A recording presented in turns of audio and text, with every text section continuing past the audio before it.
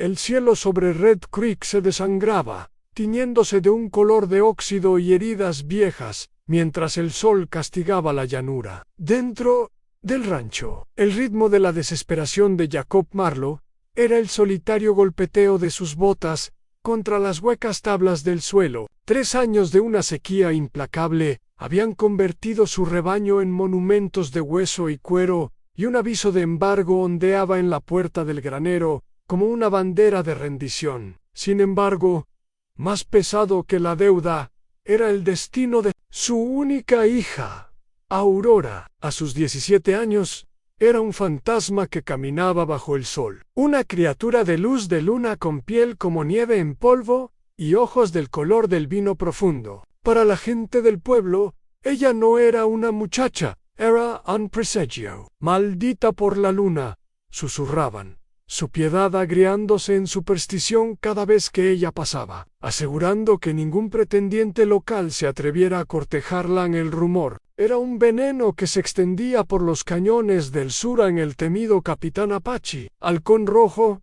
y sus guerreros habían acampado cerca. Para un hombre acorralado como Jacob, ese rumor no era una amenaza, sino una tabla de salvación. La desesperación forjó una idea peligrosa en su mente, un pacto en el que la protección del guerrero para su rancho se compraría con la mano de Aurora, mientras el crepúsculo teñía de violeta la hierba quebradiza.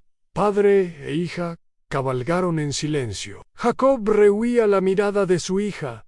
El peso de su traición era una carga más en sus hombros. Aurora, por su parte, sentía un presentimiento instalarse sobre ella, tan denso y pesado como el polvo que se acumulaba en sus faldas en las hogueras del campamento Apache.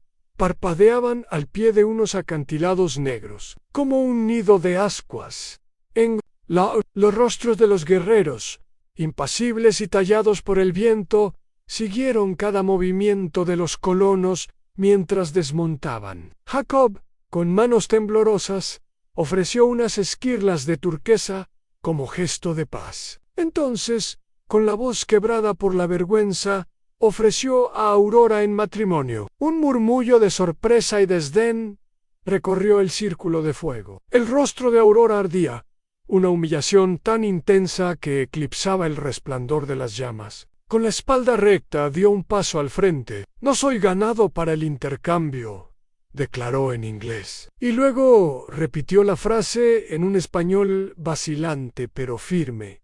Halcón Rojo observó a la muchacha alta y pálida, cuya columna vertebral se mantenía tan recta como una lanza a pesar de la vergüenza que la cubría. No vio a una cautiva temblorosa, sino una voluntad inquebrantable. Algo en su mirada se suavizó, un cambio sutil que podría haber sido respeto, o quizás una profunda curiosidad. Ignorando a Jacob, le preguntó directamente a ella: ¿Es esta la elección de tu hija? El ranchero balbuceó sus palabras, ahogadas por la deuda y el pavor. «Mi elección es solo mía», intervino Aurora, su voz resonando con una autoridad inesperada. Con un gesto, Halcón Rojo señaló una colina bañada por la luna. Allí, lejos de oídos curiosos, dejó su lanza. A un lado, su español era tosco, pero sus palabras, sinceras, admitió que había considerado tomar una esposa dipos para forjar una tregua entre los rancheros y su tribu, pero juró que jamás aceptaría a una mujer en contra de su voluntad. Le ofreció una elección tan clara como la noche del desierto. Si aceptaba, tendría un asiento en el consejo de la tribu y caminaría entre ellos sin vigilancia, no como una posesión, sino como una igual. Si se negaba, él mismo le garantizaría un regreso seguro a su hogar. Aurora levantó la vista hacia la luna que coronaba las cumbres de basalto. En Red Creek era una maldición. Aquí, bajo esa misma luna, le ofrecían la oportunidad de ser un puente. En su siguiente aliento se debatían la libertad y el exilio. Pensó en los graneros vacíos y en las miradas de reojo en los bancos de la iglesia. Un futuro tan estéril como la tierra de su padre. «Responderé al amanecer», dijo finalmente. su voz firme. Y será solo mi palabra. Halcón Rojo inclinó la cabeza, un gesto de puro respeto. Abajo, las fogatas del campamento crepitaban, y Jacob seguía caminando, atrapado en las sombras que él mismo había creado. Aurora permaneció en la cresta, sintiendo el viento del desierto enredarse en su cabello plateado, preguntándose qué futuro nacería con el sol de la mañana. El sueño no vendría. Recordó una canción de cuna de su difunta madre, mientras los coyotes aullaban a lo lejos, y de alguna manera sintió la presencia del guerrero en otra roca, vigilando, pero concediéndole la distancia que su alma necesitaba. Con la punta de su bota, trazó una línea en el polvo. A un lado, el hogar, Kenosha; al otro, lo desconocido. Al alba, esa línea decidiría la vida en la que daría el siguiente paso. El alba bordeó el cañón con un filo de ámbar. En la colina bañada por la luna, Aurora había mantenido su vigilia, sopesando la vida que conocía contra la que podría forjar abajo. Su padre la esperaba, con el sombrero estrujado entre manos nerviosas. ¿Has decidido?, preguntó Jacob, con una voz delgada y frágil. Se lo diré al Halcón Rojo, respondió ella, su tono no dejando lugar a dudas. La elección es mía. Descendieron juntos. Los guerreros ya formaban un círculo solemne alrededor del fuego del consejo. Halcón Rojo estaba de pie, con la lanza apoyada en el suelo. Hizo un gesto para que Aurora se sentara, y un silencio expectante se apoderó del campamento. ¿Tu respuesta, muchacha de la luna blanca?, preguntó él lentamente. Ella se levantó y su voz resonó clara. Acepto. Si se cumplen 3 condiciones. En un murmullo se levantó entre los guerreros, pero fue silenciado por la mirada de su líder. Primero, dijo Aurora, me sentaré en el consejo, no detrás de los fuegos de la cocina. Segundo, mi trabajo será mío para ofrecer, no para ser ordenado. Y tercero, después de 1 año, si la desdicha gobierna mis días, podré marcharme sin daño alguno. Halcón Rojo la consideró, no como una posesión, sino como a otro líder.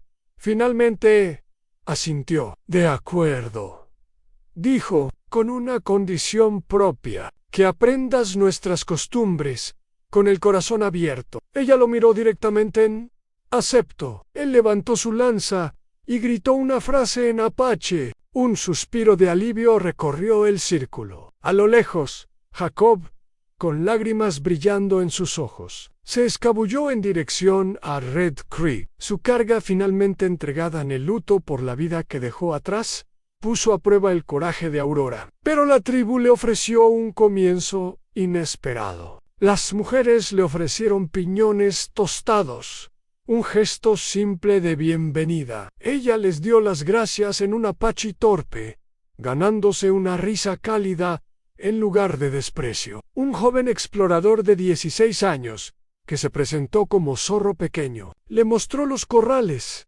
nombrando a cada caballo con una cadencia que sonaba a poesía. Al mediodía, Halcón Rojo regresó con un vestido de gamuza, adornado con cuentas de turquesa que formaban una luna creciente. Nuestra tejedora trabajó toda la noche, dijo él. Llévalo si lo deseas. Ella asintió, sintiéndose humilde y transformada por el gesto, mientras el sol ascendía. La hermana de Halcón Rojo, Agua Cantarina, le entregó a Aurora un cuenco de arcilla y la invitó a moler maíz azul. El sonido de la piedra contra la piedra se convirtió en el eco del latido de su propio corazón. Los fragmentos toscos se transformaron en una harina fina, una prueba de que la presión podía crear algo nuevo. Entre movimientos, Agua Cantarina señalaba objetos, cielo, piedra, fuego, y pronunciaba sus nombres en apache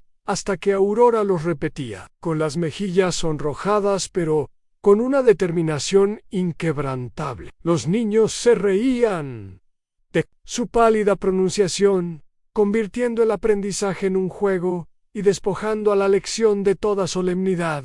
El crepúsculo trajo consigo el festín de bienvenida. Un ciervo se asaba sobre brasas de mezquite, y el humo se enroscaba en un cielo. Halcón Rojo sentó a Aurora a su lado y le sirvió primero un juramento público de respeto que no pasó desapercibido. Más tarde, la abuela del campamento, una anciana sabia llamada Tejedora de Sueños, presionó unas semillas de girasol en la palma de su mano. «Siembra», dijo la anciana, tocando primero el corazón de Aurora y luego la tierra. Payó la luna, llena que se alzaba.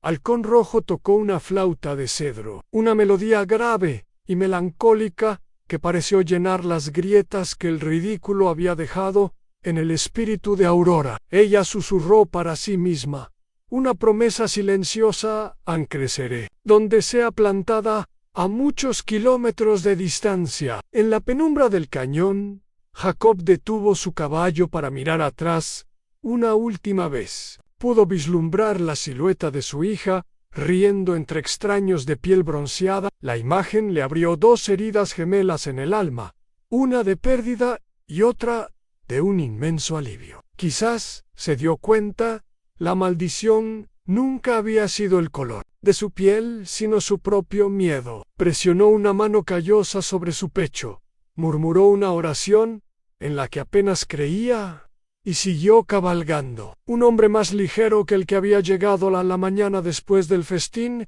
llegó nítida y azul cuando Aurora salió de su tienda de invitada, vestida con el traje de cuentas turquesa. La nueva luz la convirtió en un fragmento de cielo. Las mujeres en los metates la saludaron con la mano. Algunos guerreros que ensillaban sus ponis la observaron con una mezcla de curiosidad y recelo. Halcón Rojo le trajo una yegua de color ruano. «Para ti, Luna Blanca», dijo.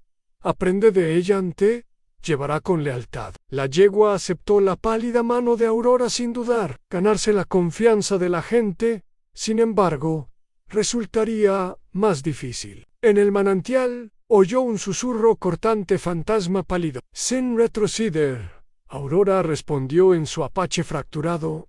«An el agua no teme a la piel». Una sonrisa vacilante fue la respuesta a sus palabras. Una pequeña grieta en el muro de la tesco. Esa misma tarde se reunió el consejo, y la tensión era palpable. Oyosti Halcón, un guerrero de mirada severa, habló con dureza. «Desde que llegó la muchacha Luna, los coyotes merodean más cerca.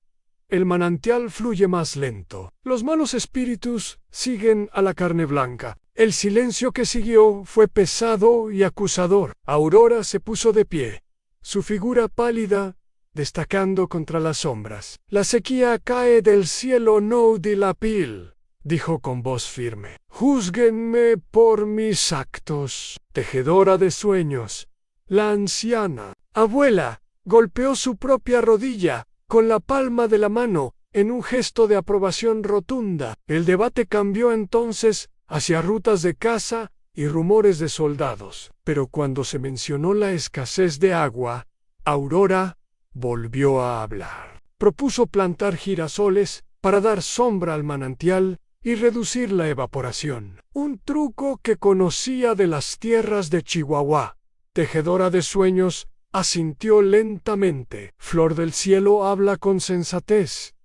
Cerca del anochecer, un carro de mercader se detuvo en el campamento. Era Mateo Reyes, el vendedor ambulante, quien traía telas y una noticia que cayó como una piedra en un pozo. Se rumoreaba que Jacob Marlowe planeaba cabalgar hacia allí con 20 rifles. Un gruñido recorrió las filas de los guerreros. «Oye», de Halcón fulminó a Aurora con la mirada, como si la traición tuviera un rostro pálido. Halcón Rojo levantó una mano para calmar los ánimos.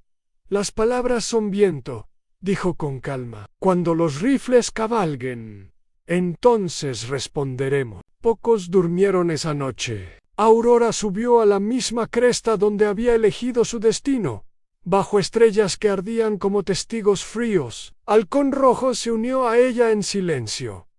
«El consejo duda de mí», susurró ella. «Yo dudo de muchas cosas», respondió él. Voz grave en la oscuridad.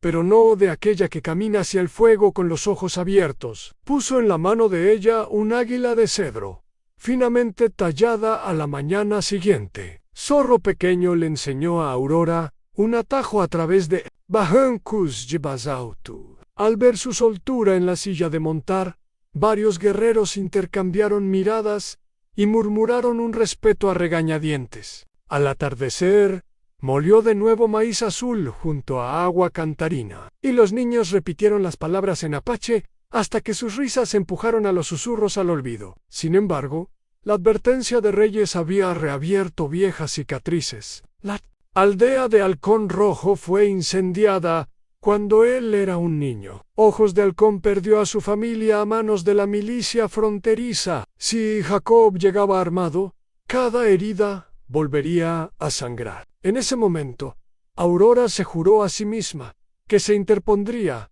entre los rifles y las flechas. El sueño finalmente la encontró, con el águila de cedro tibia en su puño y el suave relincho de su yegua afuera, como una promesa de que el amanecer mantendría su palabra.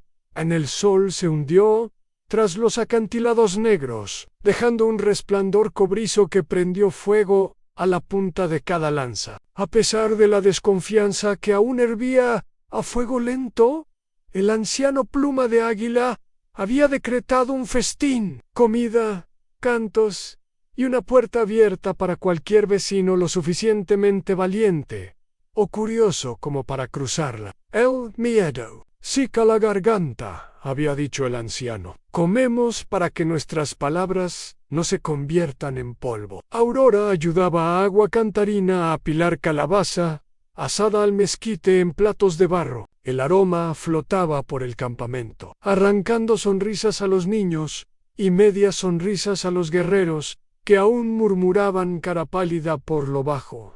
Ella intentaba no inmutarse. El águila de cedro tallada por Halcón Rojo colgaba de su cinturón. Como un aliento silencioso, en columnas de humo, sirvieron como invitación a los valles cercanos. Al crepúsculo llegaron los primeros invitados, dos primos mezcaleros, luciendo conchos de turquesa, un explorador chiricahua envuelto en un zarape de rayas y entonces, para asombro de todos, apareció Mateo Reyes guiando su mula nerviosa. Detrás de él, con el rostro curtido y enrojecido por una larga cabalgata, venía a Jacob Marlon. Las conversaciones se congelaron en el aire. Jacob desmontó, con el sombrero en la mano y la mirada clavada en el suelo. En la otra mano, llevaba un pequeño caballo de cedro tallado, con la cola pintada de blanco.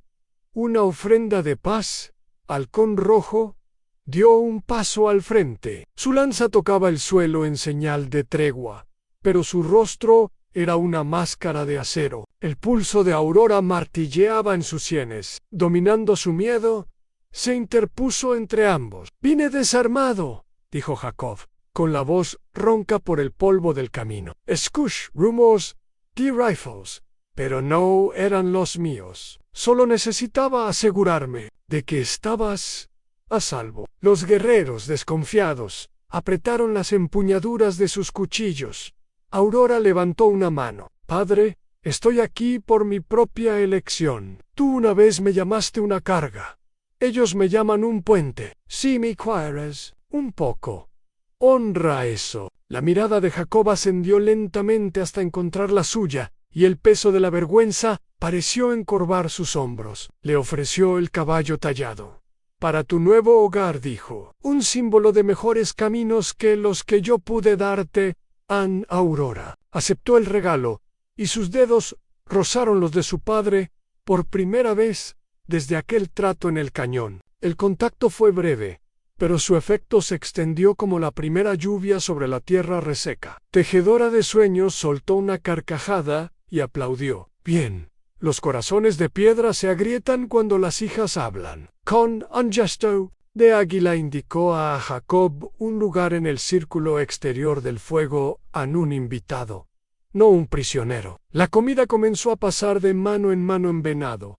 Tortas de maíz azul y chile endulzado con jarabe de nopal, mientras la luz de la luna plateaba los acantilados, la música comenzó. Zorro Pequeño tocaba un tambor de cuero, y la voz de Agua Cantarina se entrelazaba con el ritmo, cantando una antigua canción sobre ríos que finalmente encuentran el océano. Entonces, Halcón Rojo alzó su flauta de cedro y, para total asombro de Jacob, lo que tocó no fue una melodía apache, sino el estribillo de un viejo himno fronterizo. Era el mismo que la difunta esposa del ranchero, la madre de Aurora, había cantado sobre su cuna 17 veranos atrás. La emoción golpeó a Jacob como la coz de un caballo. Cayó sobre una rodilla, usando el ala de su sombrero para ocultar sus ojos inundados. Aurora se arrodilló a su lado en silencio, su trenza plateada rozando la manga del abrigo de su padre. No necesitaron palabras. La canción transportaba todo aquello que a ninguno de los dos le quedaba el valor para decir, mientras tanto, Ojos de Halcón merodeaba por el perímetro del campamento, aún sin convencer. Cuando se burló con desdén, los regalos no borran las balas. Halcón Rojo le respondió con calma, es cierto, pero cada rifle cargado fue alguna vez hierro inofensivo. En la tierra, en el metal, aprendió la crueldad. Puede reaprender a ser útil. Dicho esto, le entregó a Ojos de Halcón un arco sin cuerda y un trozo de cedro.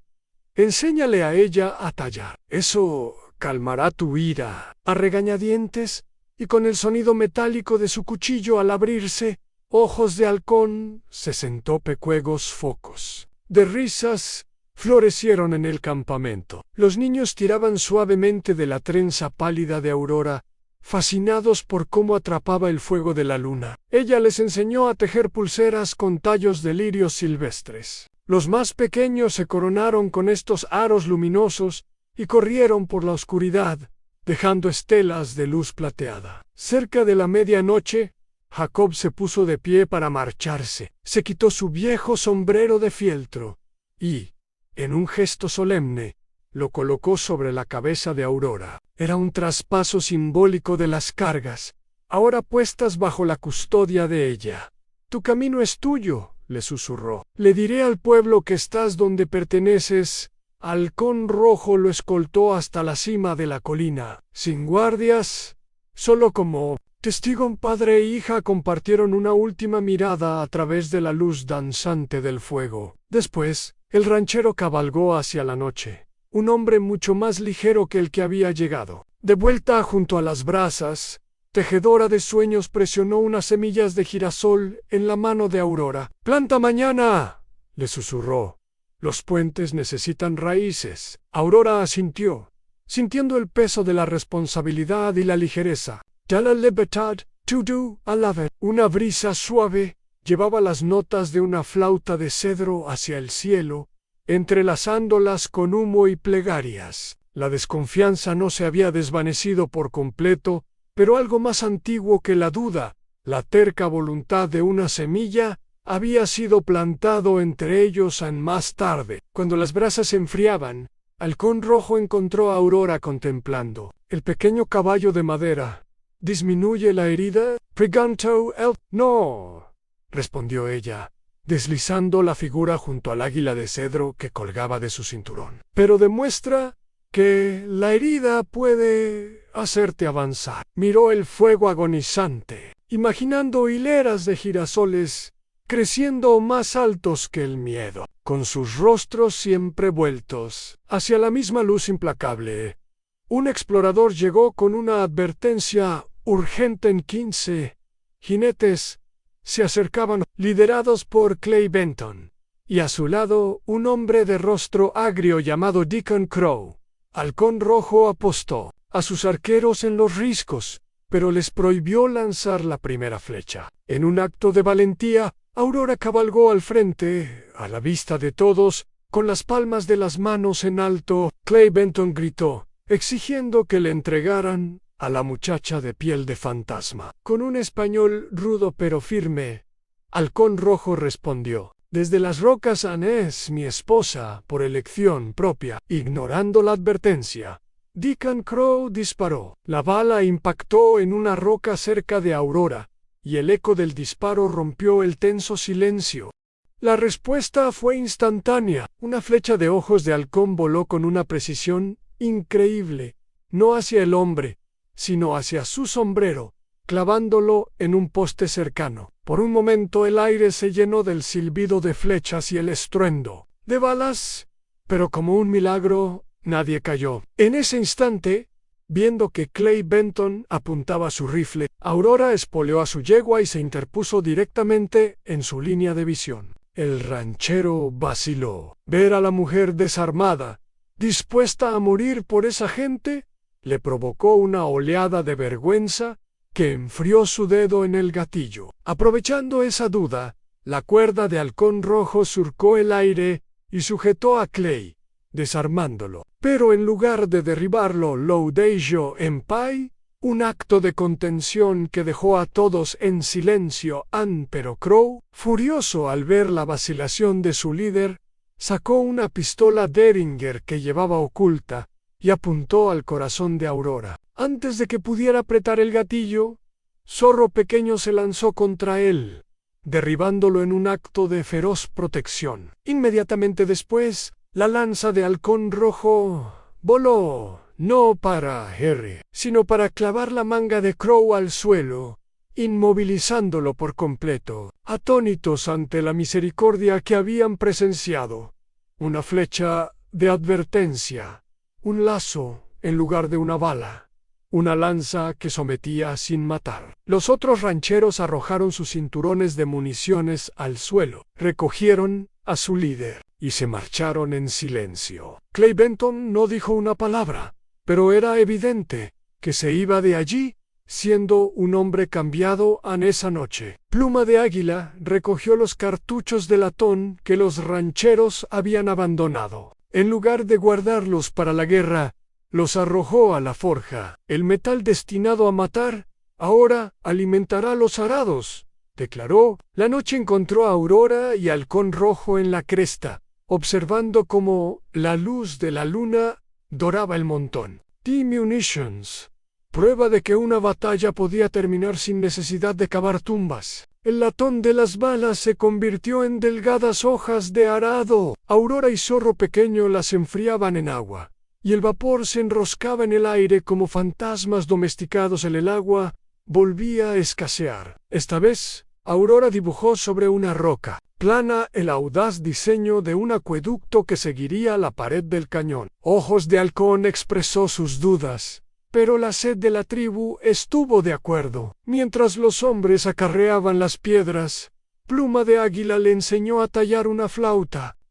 Ella trabajó la madera hasta que la resina perfumó el aire y consiguió arrancar una nota tan pura que un halcón dibujó círculos sobre ellos en el cielo. Al atardecer, dirigió la siembra en las terrazas. Mujeres, guerreros e incluso ojos de halcón hundieron semillas de girasol en la tierra húmeda. El versículo de la Biblia de su padre, convertir espadas en arados, resonaba en su mente. Cuando una serpiente de cascabel apareció junto a un sembradío, en lugar de cundir el pánico, Aurora sopló una sola nota serena en su nueva flauta. La serpiente se desenroscó y se marchó pacíficamente. Las risas por fin reemplazaron a los susurros en esa noche.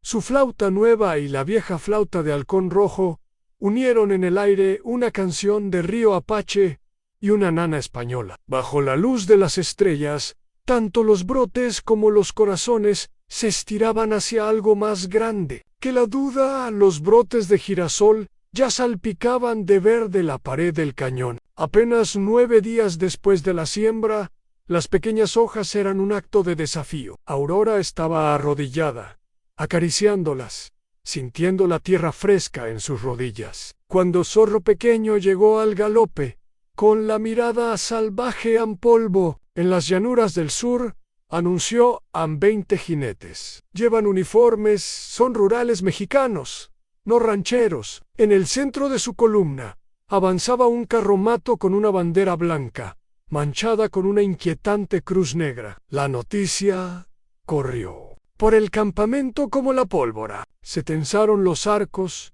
se revisaron los rifles, pero Halcón Rojo ordenó que ninguna flecha volara hasta que la intención de los recién llegados fuera clara. Fueron a su encuentro en el paso estrecho. El hombre al frente era el capitán Evaristo Reyes, medio hermano del mercader Mateo. Cabalgaba erguido en su uniforme azul, con el sable brillando al sol. Levantó una mano enguantada. «Buscamos a un fugitivo», anunció con voz clara. «Un forajido llamado Deacon Crow. Los testigos dicen que huyó en esta dirección».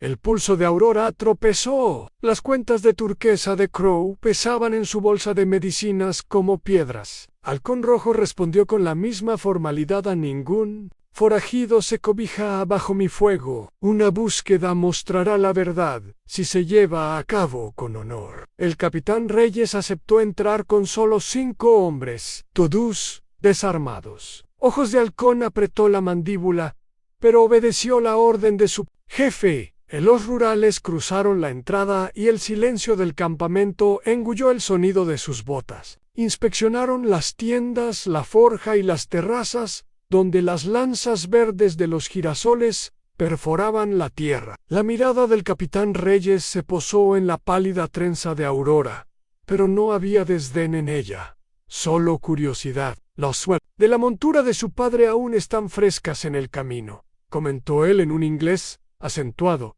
«¿Está a salvo aquí?» «Por mi propia elección», respondió ella, y le ofreció un brote de girasol, que él guardó con delicadeza en el bolsillo de su chaqueta. La inspección parecía no dar frutos, hasta que un explorador encontró estiércol de caballo fresco, cerca de un barranco. El sargento de Reyes se arrodilló, lo examinó y sentenció: «Es el mismo pienso que Crow robó en Agua Fría». La tensión volvió a cortar el aire. Reyes se encaró con Halcón Rojo. «Si ese forajido se esconde aquí, el honor exige que nos lo entregue». A ojos de Halcón gruñó, listo para el combate.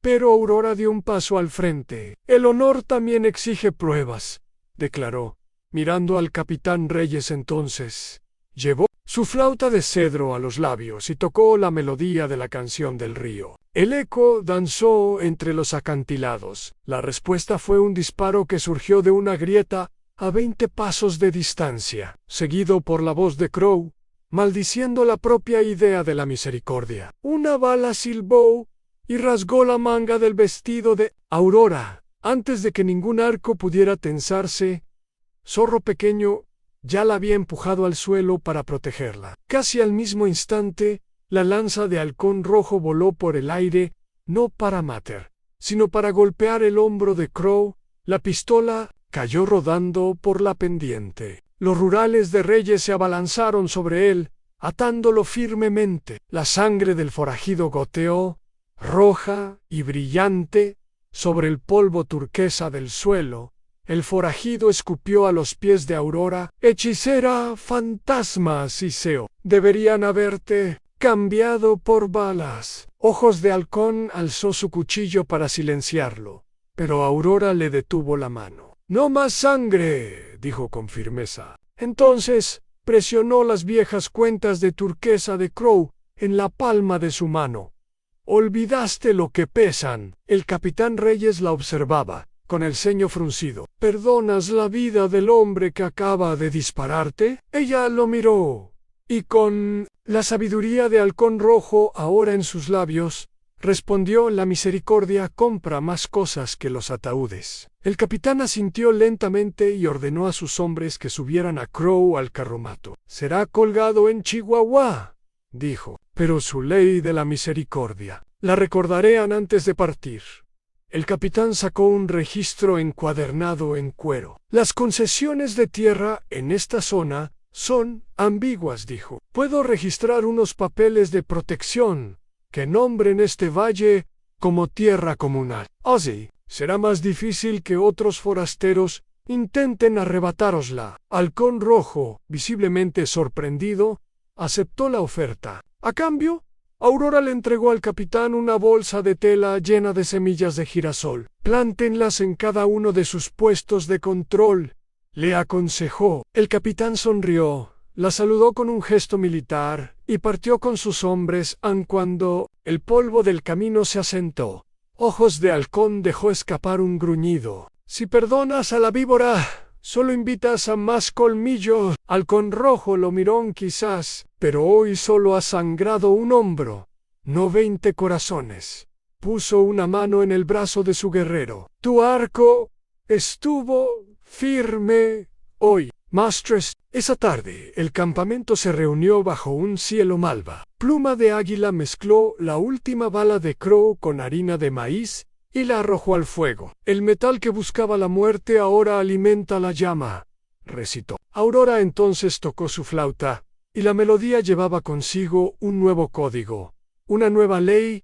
Golpea para defender, venda al herido, y perdona al caído siempre que puedas elegir. Los niños la repitieron hasta que las palabras quedaron grabadas en el crepúsculo, como un texto sobre arcilla húmeda. Más tarde, Halcón Rojo se encontró con Aurora junto a la terraza donde crecían los girasoles. La sangre del rasguño en su brazo había secado, dejando en su manga manchas rojas como pétalos caídos. Él le besó la herida con suavidad. Luego se arrodilló y besó la tierra donde los frágiles brotes temblaban bajo la luna. Las raíces crecen más profundas después de la tormenta, le susurró. ¿Y los puentes se alzan más altos?, respondió ella, mientras sus dedos se entrelazaban con los de él sobre el verde tierno. En el silencio que se abría entre los aullidos de los coyotes, ambos escucharon a las plántulas beber la luz de las estrellas, la prueba definitiva de que la misericordia también puede echar raíces en la tierra más dura. Si el viaje de Aurora, de ser una paria a convertirse en un puente, te ha recordado que la compasión puede transformar las balas en arados y a los extraños en familia. Comparte tus propias reflexiones en los comentarios. Dinos dónde has visto a la misericordia reescribir una historia, o qué parte del relato de Luna Blanca te ha conmovido más. Y no olvides suscribirte y activar la campanita para que nos acompañes en la próxima aventura. Bajo este cielo inmenso y abierto,